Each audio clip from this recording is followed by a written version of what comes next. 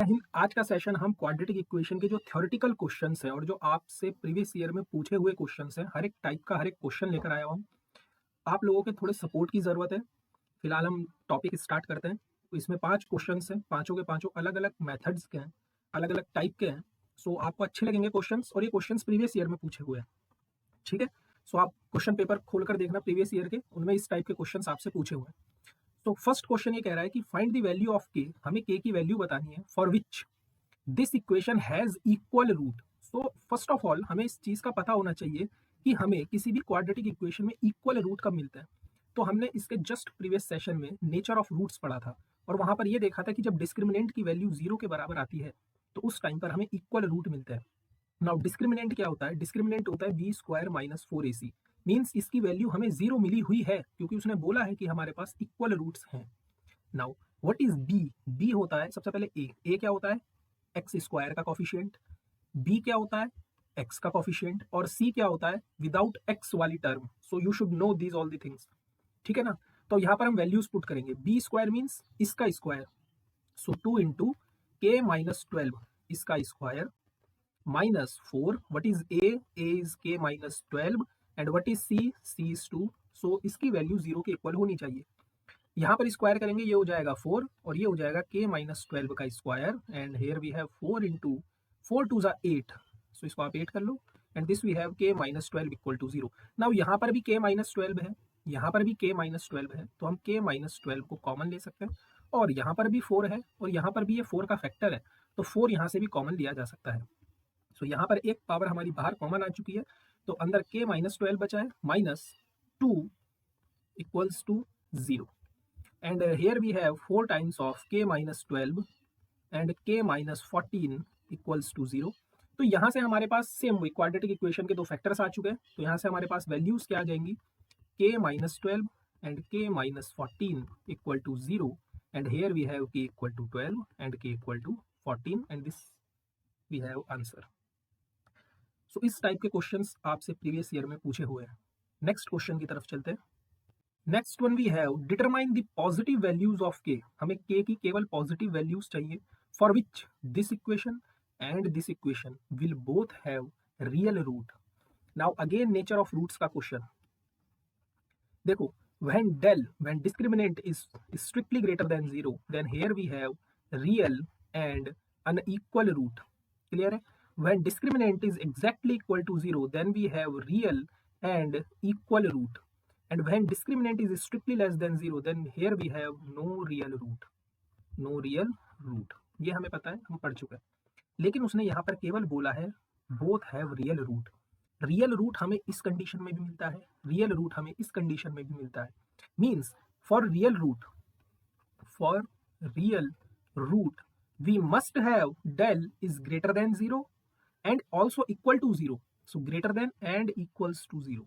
सो real root के लिए हमारे पास ये कंडीशन होगी जब हम इन दोनों को आपस में मर्ज कर देंगे, क्योंकि दोनों में ही हमें रियल रूट मिलते हैं।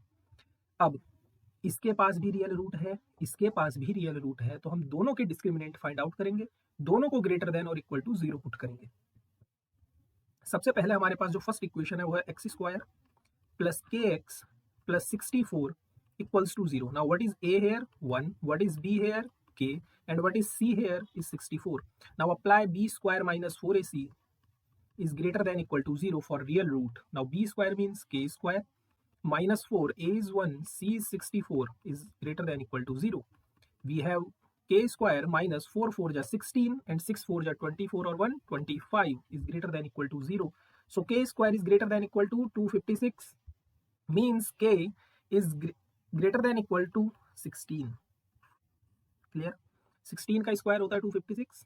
ओके, नाउ सेकंड इक्वेशन हमारे पास क्या गिवन है? सेकंड इक्वेशन है हमारे पास X square minus 8x plus K equals to 0। What is A here? 1। What is B here is minus 8 and what is C here is K. Now apply B square minus 4ac। B square minus 4ac is greater than equal to 0 and here we have 64 minus 4k is greater than equal to 0 implies 64 is greater than equal to 4k and so here we have 4 1 ja 4 and 4 6 ja 24 is greater than equal to k। so यहाँ पर हमारे पास दो equations आ गई। अब हम इनको समझते हैं। देखो ये हमारे पास एक नंबर लाइन है, यहाँ पर हमारे पास k इक्वल टू 16 है, यहाँ पर कहीं पर 16 होगा। पहली कंडीशन आपसे कह रही है कि आपको k की वैल्यू 16 से बड़ी लेनी है। 16 से बड़ी वैल्यूज यहाँ होंगी इस तरफ, 17, 18, 19 नंबर लाइन में राइट हैंड साइड पर बड़ी वैल्यूज होती है। और ये कह रहा है कि k की वैल्यू आपको 16 से छोटी लेनी है, क्योंकि हमें दोनों की बातें इकट्ठा माननी है भाई। Will both have real root. अब एक आदमी आपसे कह रहा है, आप इसको ऐसे अज्यूम करो कि आप यहाँ पर खड़े हुए हो, एक आदमी कह रहा है आपको 1 सेंटीमीटर आगे जाना है, आप चले गए 1 सेंटीमीटर आगे। फिर दूसरा आदमी कह रहा है आपसे आपको 1 सेंटीमीटर पीछे आना है, लेकिन बातें आपको दोनों की माननी है। इसका मतलब आप पहले आगे गए, फिर आप वहीं पर आ गए जहां पर थे। So what does it mean? k is nothing but exactly 16। ना आपको 16 से आगे जाना है और ना ही आपको 16 से पीछे आना है। तो नेक्स्ट क्वेश्चन की तरफ चलते हैं। And this we have a very very important question. आपको इसके एक दो क्वेश्चन, एक एग्जाम्पल और एक एनसीईआरटी में क्वेश्चन मिलेगा। अगर आपसे वो प्रॉब्लम सॉल्व ना हो तो आप प्लीज कमेंट सेक्शन में पूछ सकते हैं। फिलहाल इस क्वेश्चन के ऊपर डील करते हैं। वो कह रहा है a 2 digit number is 4 times the sum and 3 times the product of its digits. सबसे पहले 2 डिजिट का नंबर, 2 डिजिट के नंबर 10 से शुरू होते हैं और 99 तक चलते हैं, ठीक है ना। 2 डिजिट का कोई भी नंबर हो, सपोज 10 हो गया, 12 हो गया, 15 हो गया, 99 हो गया, 97 हो गया, these all are the 2 digit number. तो फर्स्ट ऑफ ऑल आपको ये पता होना चाहिए कि 2 डिजिट के नंबर को हम किस तरीके से डिनोट करते हैं, ठीक है ना। So let the 2 digit number equals to 10x plus y.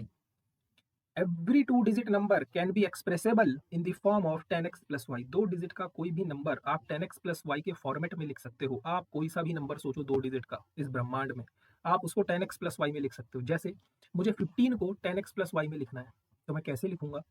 15 को मुझे किस में लिखना है? 10x plus y में लिखना है। मैं कुछ नहीं करूंगा, x की जगह पर 1 पुट कर दूंगा और y की जगह पर 5 पुट कर दूंगा।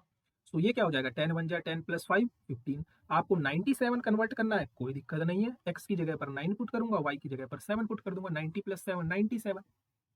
सो 2 डिजिट का कोई भी नंबर हो आप उसको 10x प्लस y में लिख सकते हो। और यहाँ पर x और y जो होती है, these are the digits, these are the digits. अब क्वेश्चन क्या कह रहा है कि एक 2 डिजिट का नंबर है। अच्छा जी, so according to our question क्या कहना चाह रहा है कि एक 2 डिजिट का नंबर है 10x plus y, this is nothing but the 4 times, ये क्या है? 4 टाइम्स है the sum of its digit, digit के सम के 4 टाइम्स के बराबर।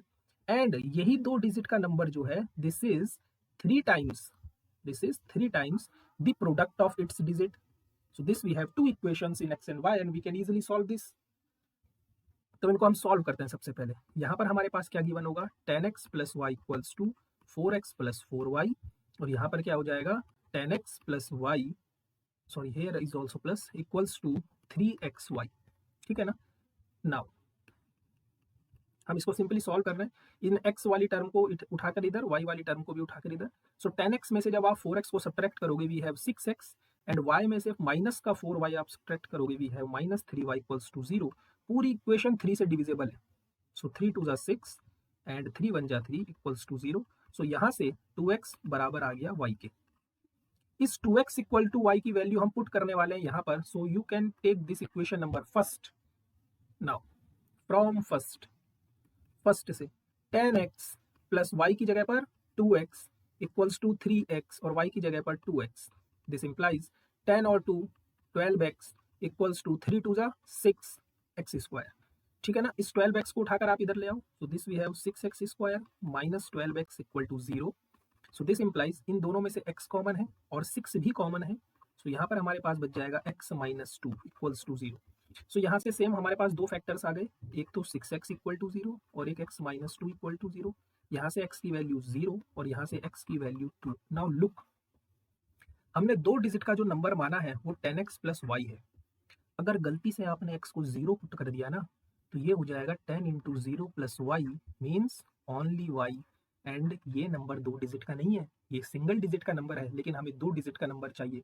इसका मतलब x equals to 0, not possible, this is an impossible thing. So x पक्का 2 के इक्वल होगा। सो x की वैल्यू आपको 2 मिल गई। इस इक्वेशन को आप सेकंड ले लो ताकि हम यहाँ पर पुट कर सकें। सो फ्रॉम सेकंड से y की वैल्यू कितनी आ जाएगी? 2 into 2 means y equals to 4। So what is our 2 digit number? So 2 digit 2 digit number equals to 10x plus y, x की वैल्यू हमारी 2 है और y की वैल्यू हमारे पास 4 है।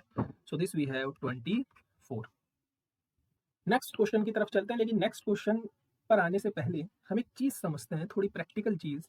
सपोज हमारे पास ये नदी है, ये हमारे पास एक नदी का बहाव है, and here we have a boat. ठीक है, अब नदी का बहाव हमारा इस तरफ है, नीचे की तरफ, और हमें बोट को ऊपर की तरफ ले जाना है, तो हमें एनर्जी ज्यादा लगेगी, हमें मेहनत ज्यादा करनी पड़ेगी बोट को ऊपर ले जाने में, क्योंकि पानी का बहाव नीचे की साइड है। लेकिन अगर इसी बोट को मुझे नीचे की साइड लाना है तो मुझे मेहनत कम करनी पड़ेगी। ये मेहनत करवा कौन रहा है? ये पानी का बहाव करवा रहा है मेहनत। तो अगर बोट की स्पीड नीचे की साइड है, मतलब बोट नीचे की तरफ आ रही है, तो बोट की स्पीड और इस नहर की स्पीड दोनों एक साथ काम करेंगी। लेकिन जब बोट ऊपर की तरफ ले जाएंगे तो स्पीड तो नदी की नीचे है, लेकिन बोट की स्पीड ऊपर है, मतलब ये एक दूसरे के लिए अपोज का काम करेंगे। ठीक है, तो इसी चीज का हम यूज करेंगे अपने क्वेश्चन नंबर 4 पे। Now the question number 4 is the speed of a boat in still water is 15 kilometre per our. It can 30 kilometre upstream, मतलब ऊपर की side, and return down stream, और नीचे की साइड आती है the original point in 4 hour 30 minutes. Find the speed of the stream. So question, सबसे पहले हम क्वेश्चन की मीनिंग समझते हैं कि क्वेश्चन हमसे क्या कहना चाह रहा है। क्वेश्चन ये कहना चाह रहा है कि सपोज आप इस पॉइंट पर हो और ये हमारे पास अपनी नदी है और ये हमारे पास बोट है। सो इस बोट की जो स्पीड है वो स्पीड मिली है आपको 15 किलोमीटर पर आवर। ये समझो आप, इस बोट की स्पीड हमेशा यही रहेगी, फिक्स 15 किलोमीटर पर आवर। वो ये कह रहा है कि इट कैन गो, ये जा सकती है 30 किलोमीटर अप स्ट्रीम, मतलब आगे की तरफ, and return down stream to the original point, मतलब ये सपोज पहले आगे तक गई यहाँ तक, फिर यहाँ से वापस आ गई अपने इस ओरिजिनल पॉइंट पर, और यहाँ तक इस पूरी प्रोसेस में इसे 4 आवर और 30 मिनट्स लगे हैं।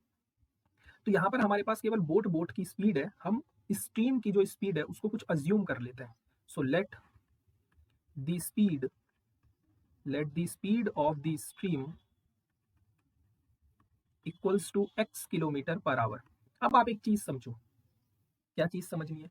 जब आप डाउन स्ट्रीम में आओगे, तो अभी हमने एक फिगर देखा था कि जब आप, ये स्ट्रीम अगर ऐसे है और बोट भी हमारी डाउन में है, तो ये क्या होगा, जो इसकी स्पीड है वो इसको हेल्प करेगी बोट को नीचे लाने के लिए, है ना।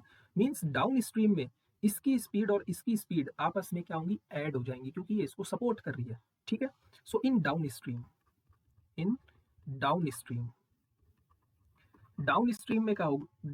में क्या होगा, इसकी स्पीड 15 प्लस x हो जाएगी। क्लियर है, क्योंकि बोट की स्पीड और स्ट्रीम की स्पीड आपस में ऐड हो जाएंगी। बट इन अपस्ट्रीम में आपको ज्यादा मेहनत करनी पड़ेगी, so this will become 15 minus x kilometre per our. ठीक है, और यहाँ पर 15 plus x kilometre per our, तो ये बोट की स्पीड आ गई हमारी। अब आप समझो, वो ये कह रहा है कि इस पूरी जर्नी में इसने 30 किलोमीटर ट्रेवल किया है, और स्टार्टिंग पॉइंट से जाने में और स्टार्टिंग पॉइंट पर आने में इसे 4 आवर्स और 30 मिनट्स लगते हैं। ठीक, सो सबसे पहले हम क्या करेंगे, इन दोनों डाउन स्ट्रीम और अप स्ट्रीम को कन्वर्ट करेंगे टाइम में, क्योंकि हमें लास्ट में फाइनली टाइम पे ही काम करना है। तो अगर बोट की स्पीड हमारे पास गिवन है और डिस्टेंस हमारे पास गिवन है, सो हमारे पास टाइम, डिस्टेंस एंड स्पीड में एक सिंपल सा रिलेशन होता है। क्या होता है, d equal to S into T, है ना, distance equal to speed into time. So यहाँ से हम टाइम अगर कैलकुलेट करें तो ये हो जाएगा d upon S, distance upon speed. तो ठीक है, अगर बोट डाउन स्ट्रीम में है, in down stream the time taken by a boat कितना टाइम लेगी अगर डाउन स्ट्रीम में है? तो सबसे पहले डिस्टेंस कितनी ट्रेवल करिए, 30, और स्पीड डाउन स्ट्रीम में इसकी स्पीड क्या थी, 15 plus x। In the similar in upstream the time taken bye boat कितना, डिस्टेंस अपॉन, अब की बार स्पीड चेंज हो गई है, 15 माइनस x। नाउ इस पूरी प्रोसेस में उसको ओवरऑल टाइम कितना लगता है, 4 आवर्स एंड 30 मिनट। मतलब आप पहले अप स्ट्रीम में गए, देन आप डाउन स्ट्रीम में आए, ये दोनों क्या है, टाइम्स है। इस पूरे टाइम में आपको लगता है 4 आवर्स 30 मिनट्स। नाउ ये 4 आवर और 30 मिनट्स को हम कन्वर्ट कर लेते हैं किसी एक ही यूनिट में। नाउ वी नो दैट कि 1 आवर इक्वल्स टू 60 मिनट्स, है ना, we know this thing, yes we know. So 1/60 hours equals to 1 minute. So यहाँ पर हमारे पास 30 मिनट्स है। सो 30 मिनट्स किसके इक्वल आ जाएंगे, 30/60 आवर्स के। सो दिस वी हैव 1/2, ठीक है। सो ये पूरी क्वांटिटी अब आवर्स में कन्वर्ट हो गई है। So we have 30/15 plus x, and here we have 30/15 minus x, and this we have 4, और 30 मिनट को हमने कन्वर्ट कर दिया 1/2 में। सो दिस वी हैव 4 2 8 और 1 9/2। और ये आपका बहुत ईजी सा एक क्वेश्चन बन चुका है जो हम क्वाड्रेटिक इक्वेशन के सबसे फर्स्ट टाइप में सॉल्व कर चुके हैं, ठीक है। सो देखो ये क्वांटिटी 3 से डिविजिबल है, ये क्वांटिटी 3 से डिविजिबल है, ये क्वांटिटी भी 3 से डिविजिबल है, तो हमें इतनी मेहनत क्यों करनी है। हम पहले जितना सॉल्व हो सकता है उतना सॉल्व कर देते हैं। 10/15 minus x, and this we have 3/2। Clear है। नाउ अब इन दोनों का हम एलसीएम ले लेंगे। इन दोनों का एलसीएम कितना आ जाएगा, 15 minus plus x and 15 minus x, और यहाँ पर हमारे पास क्या हो जाएगा, 150 cross multiplication minus 10x plus 150 और plus 10x equals to 3/2. Now minus 10x से plus 10x cancel out, and here we have 150 and 150 is 300. और यहाँ पर आप इसको ओपन करोगे, 15 का square 225 minus 15x plus 15x and minus x square equals to 3/2। So यहाँ पर 15x से 15x कैंसिल हो गया, अगेन 3 बन जा 3, एंड 3 से ये कट जाएगा 100 times. So what we have 100/225 minus x square equals to 1/2। Now cross multiply करवा देंगे। So this we have 200 equals to 225 minus x square. Clear है। सो यहाँ से आप क्या करोगे, इस एक्स स्क्वायर को उठा के इधर ले आओ ताकि पॉजिटिव हो जाए, और इस क्वांटिटी को इधर ले आओ। So we have x square equals to 225 minus 200, x square equals to 25, and x equals to plus minus square root of 25 means plus minus 5। x is nothing but the speed of the stream, and speed of this stream can't be negative, ठीक है ना। So speed कितनी बन जाएगी हमारी, 5 kilometre per our, ठीक है। Next question की तरफ चलते हैं। Now next question we have parameter of a right triangle is 60 centimetre. सबसे पहले हम एक राइट ट्रायंगल बना लेते हैं क्योंकि इसकी नीड होने वाली है अपने को। So this we have A B and C, its hypotenuse is 25 centimeter. This is so easy. Its parameter, हमारे पैरामीटर गिवन है। पैरामीटर कितना गिवन है, 60 centimetre. What is parameter, sum of all sides, है ना, A B plus B C plus C A equals to 60। Parameter क्या होता है, sum of all the side. Hypotenuse 25 मिला है, कह रहा है find the area of triangle. Now what is area of triangle, area is 1/2 into base into height. Now what is base is BC, what is height is AB. So we have 1/2 into BC into AB. तो हमें basically BC और AB चाहिए area find out करने के लिए। आपको करना क्या है क्वेश्चन में, ये आपको क्लियर होना चाहिए, ठीक है। तो हम एक काम करते हैं, हम इसके जो बेस है इसको x अज्यूम कर लेते हैं। बेस को क्या अज्यूम कर लेते हैं, x अज्यूम कर लेते हैं। तो यहाँ पर हमारे पास पैरामीटर 60 गिवन है। पैरामीटर होता है sum of all the sides. So AB plus B C हमने x ले लिया, प्लस ए सी हमें 25 मिला है इक्वल्स टू 60। तो यहाँ से A B plus x equals to 60 minus 25। So here we have A B plus x equals to, here we have 5 and here we have 335। तो यहाँ से हम ए बी की वैल्यू इजीली कैलकुलेट कर सकते हैं, 35 माइनस एक्स। तो ये जो ए बी है हमारे पास, ये कितना आ गया, 35 माइनस एक्स। ये चीज़ क्लियर हुई। तो हमारे पास इस ट्रायंगल की सारी साइड्स आ चुकी हैं, परपेंडिकुलर भी, बेस भी, हाइट भी। और अब यहाँ पर हम लगाने वाले हैं पाइथागोरस।